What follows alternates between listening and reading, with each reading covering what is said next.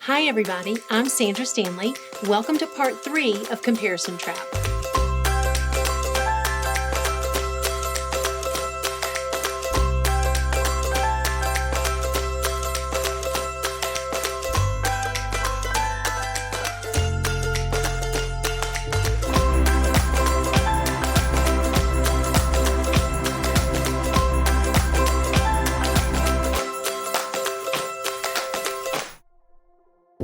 Today we're going to talk about something we love to hate, mirrors. This fascination started with the beginning of civilization.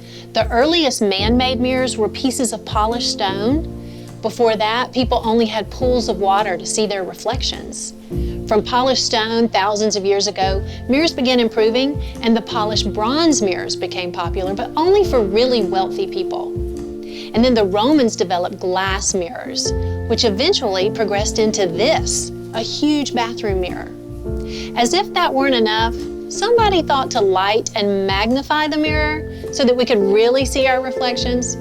I'd like to have a chat with the person who developed this. It really makes me feel good about myself. Isn't it interesting that the parts of us we see in the mirror actually have far less impact on our happiness and contentment than what hides in our hearts? We spend a lot of time working on what we see in the mirror. We spend much less time working on what we can't see in our hearts. If we could see envy in the mirror, we wouldn't leave the house until it was fixed. If we could see jealousy in the mirror, we'd do some serious work before heading out to the office. It's ugly, and it's fueled by an ugly lie. The lie envy whispers is God owes me. We must think God's the one who shortchanged us because the people we compare ourselves to in envy, they can't make us smarter or skinnier or richer or prettier. They can't make our children better athletes or have higher test scores. They can't bring a fabulous man into our lives. They can't make our husbands more successful or more attentive. And they can't remedy our infertility. But who could? God. So when you get down to it, the people we compare ourselves to are not the problem. God is. He shortchanged us. He owes us. Or so we think. Here's Andy. That's a profound and for me a very disturbing thought, that God shortchanged me or that God shortchanged us. We don't really think of it that way. Again, we're so focused on people, we're so focused on things, but when you stop and think about it, especially if you believe in a personal God, I mean, who could have kept all of that from happening? I mean, who allowed them to do what they've done and who really is responsible for keeping you from having that same opportunity? And I think it's hard for us to go there mentally, especially as Christians, because suddenly we find ourselves pointing our finger at God and we know better than that. And yet, until we wrestle this issue to the ground, we will always be a victim of the comparison trap. Let me put it this way. So really, our dissatisfaction with what we have or how we look or our kids or our husband or our station in life, you can fill in the blank, our dissatisfaction with what we have says more about how we feel about God than how we feel about the people to whom we compare ourselves. That's really a disturbing thought. It's a disturbing thought, but it's not a new thought. In fact, interestingly enough, Jesus addresses this head on in one of his most famous parables. And reading between the lines, we discover that behind our envy, behind our jealousy, is this insidious idea that God owes us, that he should have given us more, or in some cases, he should have given us less. But anyway, in the end, this really is God's fault. And our problem isn't really with her. And our problem isn't really with them. And our problem really isn't with him. At the end of the day, if you're a Christian, if you believe in God, your problem is with your heavenly Father.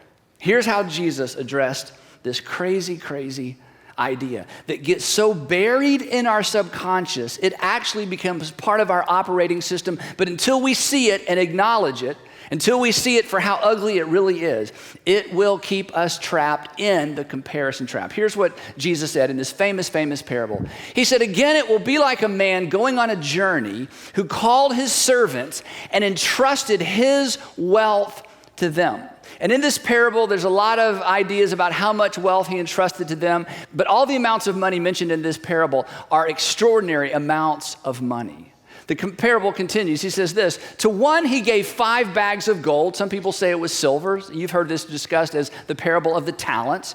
But to one he gave 5 bags of gold, an extraordinary amount of wealth. To another 2 bags of gold, and to another 1 bag, each according to his ability. Now, as I go through this parable, it's important for you to consider yourself a 2-bagger.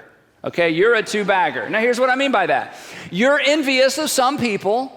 And believe it or not, you are envied by others. You really are. I read a story in Time magazine years ago where Bill Gates actually visited in India, and he went to the homes of some of the poorest people in the world.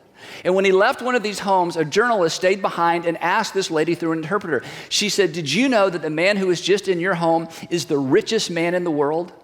And the woman shrugged and said, everyone from America is rich. You're envious of some, but you are envied by others. And here's the question that takes us to the behind-the-scenes look at this extraordinary parable. Who decided who got what? The master. Jesus continues. Then he went on his journey. The man who had received 5 bags of gold went at once and put his money to work and gained 5 bags more. So also the one with 2 bags of gold gained 2 more. But the man, you remember this parable, but the man who had received 1 bag went off, dug a hole in the ground, and hid his master's money. Because after all, what can you do with 1 bag of gold? If I had 2 bags, I would invest like the man with 2 bags. If I had 5 bags, my goodness, I could change the world with 5 bags of gold. But what could I possibly do with 1 bag of gold? In our world is, well, if I look like her, well, of course. If I could sing like her, well, of course. Well, if I'd married him, of course. Well, if my kids were that way, of course. If I lived in that part of the country, of course. If I lived in that part of town, of course. Well, if I'd had an opportunity to go to those schools, of course. If I'd been born to a different family, of course. If my father had stayed with my mom, of course. If my mom hadn't run off, of course, of course, of course. If I had 5 bags or 2 bags, but what could I possibly do with 1 bag? And there it is. After a long time, and in this parable, it's not just a long time. When you read the whole parable, in fact, when you read all of Jesus' parables, what Jesus is looking at here, he's saying after a lifetime, when all was said and done, after a long time, the master of those servants returned and settled accounts with them. Interesting observation. They did not settle accounts with each other, which is what I am tempted to do every single day of my life. The man who had received 5 bags of gold brought the other 5. Master, he said, you entrusted me with 5 bags of gold. See, I have gained 5 more. In other words, look what I did with what I had. Look what I did with what I had. Let's just say that together because it is really convicting. Ready? Look what I did with what I had. One more time. Look what I did with what I had. His master replied, well done, good and faithful servant. You have been faithful with a few things. And everybody in Jesus' audience gasped. A few things? 5 bags of gold or 5 bags of silver in that economy, that's an extraordinary amount of wealth. What do you mean he was faithful with a few things? That wasn't a few things, to which Jesus would have said, compared to what? I will put you in charge of many things. Come and share in your master's happiness. The master is happy. Why is the master happy? Because someone doubled his money, perhaps. But as we read the rest of the parable, we discover that the master is happy because the servant did exactly what the master expected him to do. Look what I did with what you gave me. The man with 2 bags, similar situation. The man with 2 bags of gold also came. Master, he said, you entrusted me with 2 bags of gold. See, I have gained 2 more. Again, he says, look what I did with what you gave me. Let's just say it again. Look what I did with what you gave me. And his master replied, well done, good and faithful servant. You have been faithful with a few things. Wait, that's what you said about the other guy. I will put you in charge of many things. Come and share in my master's and your master's happiness. Then you remember this? And the third little pig went wee all the way home. That's kind of what you expect, right? Then the man who had received 1 bag of gold, and watch what happens. Now remember, this is not a true story. This didn't actually happen. This is a parable. Jesus makes up this entire situation in order to make a very specific point. And the point he makes is generally the point that takes precedent whenever this story is taught. But there's something that's so subtle here that if we miss this, we don't really get the main point of the parable. Look what happens next. The man who had received 1 bag of gold came. Master, he said, I knew that you are a hard man, harvesting where you have not sown, and gathering where you have not scattered seed. Before I tell you what I did with what you gave me, I just want you to know that ultimately, you are to blame. You chose what you left me with. So I was afraid. I looked at what these other guys did. Good grief, if I had 2 bags, if I had 5 bags, you gave me 1 bag. So I was afraid. I went out and I hid your gold in the ground. See, here it is, what belongs to you. Look what you did because of what you didn't give me. Look what you did because of what you didn't give me. Look what you did because of what you didn't give me. And there we are in the crosshairs of this powerful, powerful teaching from Jesus.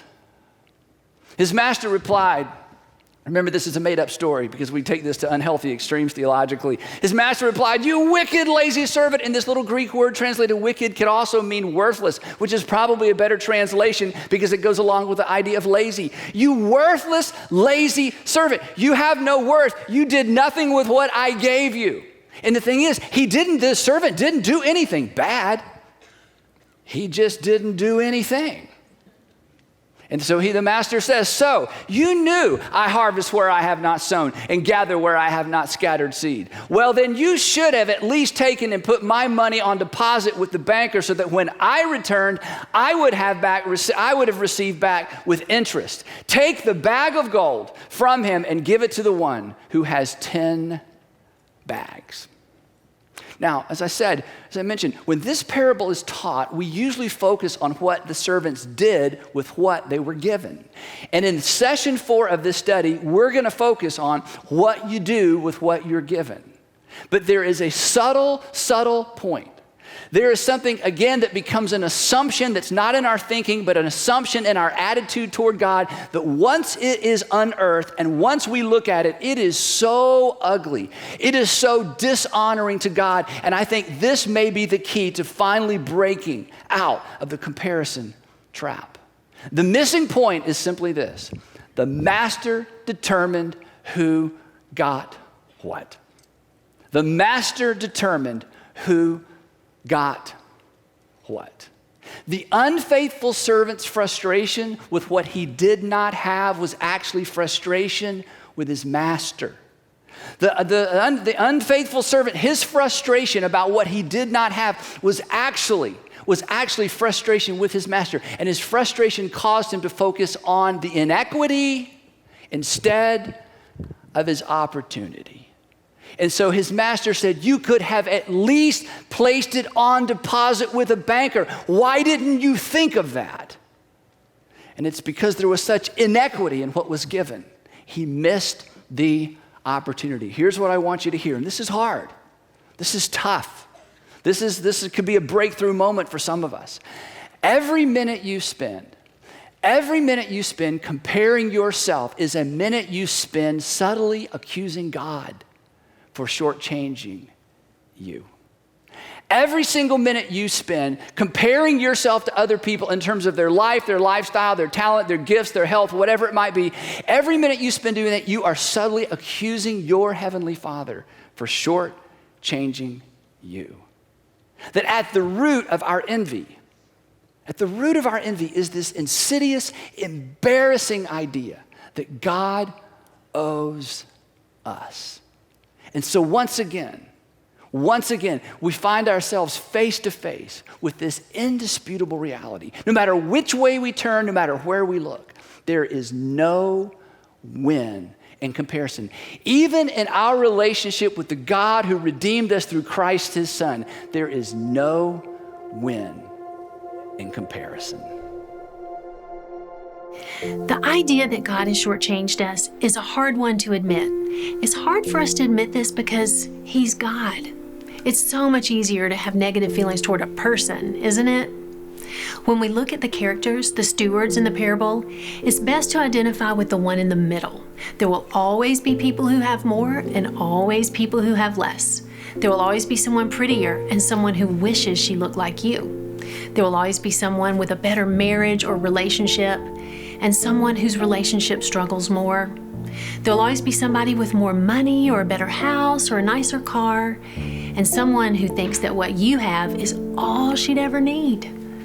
But the interesting thing about the parable is that in the end, none of the servants are asked to give an account to the other servants. None of them were asked to rate how well or poorly the other two stewarded what they were given. They were required to give an account to the master, to show him what they did with what they were given. The same is true for us. God doesn't owe something to us, but he does require something from us. We're to take what we've been given, whether much or little, and steward it well. Is it possible that you're just a little bit mad at God for not giving you enough? Are you ready and willing to consider that much can be done with what you have been given? So this week, rather than looking around at what everybody else has, let's take a good look at what we've been given. Let's consider what we might do with what we already have.